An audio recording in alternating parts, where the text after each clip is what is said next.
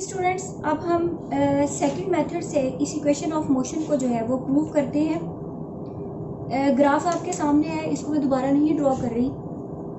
Okay, ये जो है हमें ये एक्सेलरेशन को शो कर रहा है, ठीक है। और सारे पॉइंट्स मैंने एक बार आपको बता चुकी हूँ, डिस्कस कर लिए हैं मैंने आपसे। अब हम जब सेकंड मेथड से इसको करेंगे तो हम इस तरह से करेंगे कि हम लिखेंगे कि स्पीड टाइम ग्राफ में जो स्लोप ऑफ अ ग्राफ, ठीक है, स्पीड टाइम ग्राफ में स्लोप जो है वो ए बी, वो किसको शो करती है? एक्सेलरेशन। अब हमने स्टार्ट ही यहीं से करना है। ओके, अब इसको लिखेंगे हम, देखिए ज़रा, in speed time graph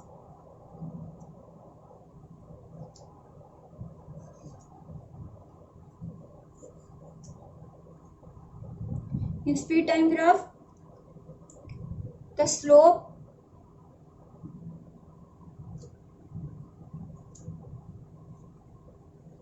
slope of line AB shows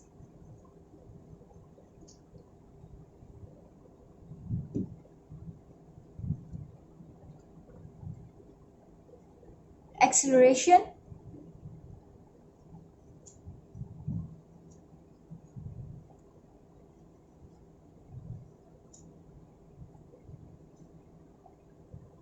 shows the acceleration। Okay, इसको हम रिप्रेजेंट किससे करेंगे? स्मॉल ए से। किसी भी राइट एंगल में ट्रिग्नोमेट्रिक में जो रिलेशन है उसमें हम देखते हैं कि कोई भी स्लोप जो है वो इक्वल होती है परपेंडिकुलर डिवाइडेड बाय बेस के। तो हम यही रिलेशन इसमें इस्तेमाल करते हैं। तो हम देखते हैं कि स्लोप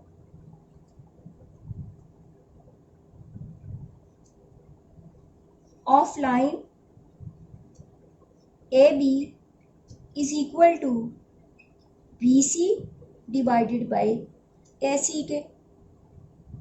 ओके, बी सी ये देखें डिवाइडेड बाय ए सी के। ये हमारे पास ट्रिग्नोमेट्रिक रिलेशन में हम इस स्लोप को जो है इसके इक्वल लेते हैं। अब ए बी जो है वो किसके इक्वल है बेटा? गुड, ए बी किसके इक्वल है? ए के, यानी एक्सेलरेशन के। ए सी किसकी इक्वल है? ए सी ओ डी के इक्वल है। हम लिख सकते हैं O D is equal to A C, that is equal to time T. अब हम इन वैल्यूज को इस इक्वेशन में पुट करेंगे, लेकिन उससे पहले हमने बी सी की वैल्यू फाइंड करनी है। तो बी डी किसके इक्वल होता है? हमने पढ़ा था कि बी डी हमारे सामने है ग्राफ में। देखिए ज़रा, मैं आपको पहले मेथड में भी बता चुकी हूँ कि B D is equal to B C plus C D के, ठीक। इसके साथ साथ हमें ये भी पता है कि B D is equal to V F के,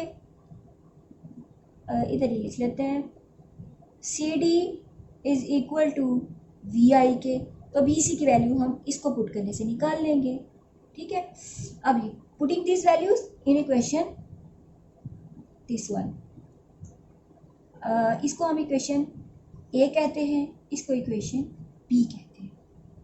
okay, putting this values by putting the values of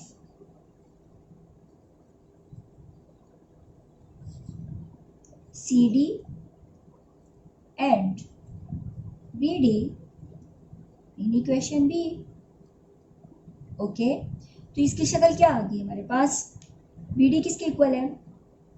इसको मैं कलर चेंज कर देती हूँ, देखें ज़रा, ये आ गया हमारे पास V F is equal to B से एस एच आ जाएगा और सी डी किसके इक्वल आ गया हमारे पास वी आई।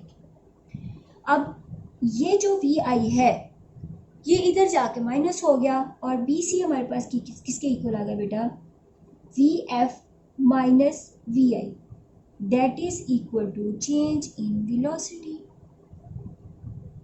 ओके, अब ये जो वैल्यू हमने इक्वेशन सी में फाइंड आउट की है इसको और ए सी की वैल्यू को ए बी की वैल्यू को हम ए में इक्वेशन में पुट करेंगे। देखिए अब okay clear.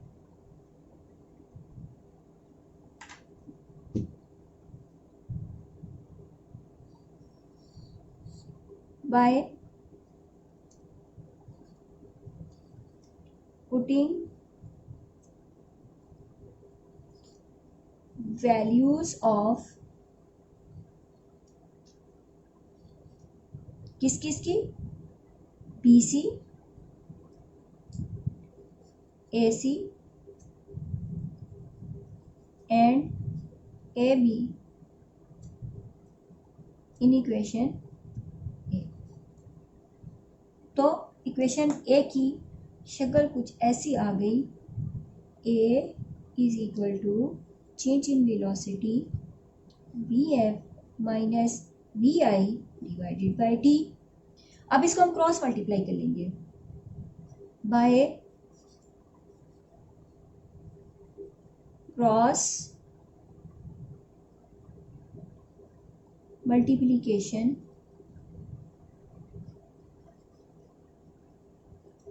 That is equal to A T is equal to sorry हम लिखिए इसी तरह लेते हैं V F minus V I is equal to A T. अब ये वी आई इधर जाके प्लस हो गया V F is equal to V I plus A T. So it is proved that vf is equal to vi plus at that is the first equation of motion और इसको हम velocity time relation भी कह सकते हैं। Hope कि आपको आज की इक्वेशन ऑफ मोशन जो है वो समझ में आ गई होगी। Any problem you can discuss on my WhatsApp number. Thank you, अल्लाह हाफिज़।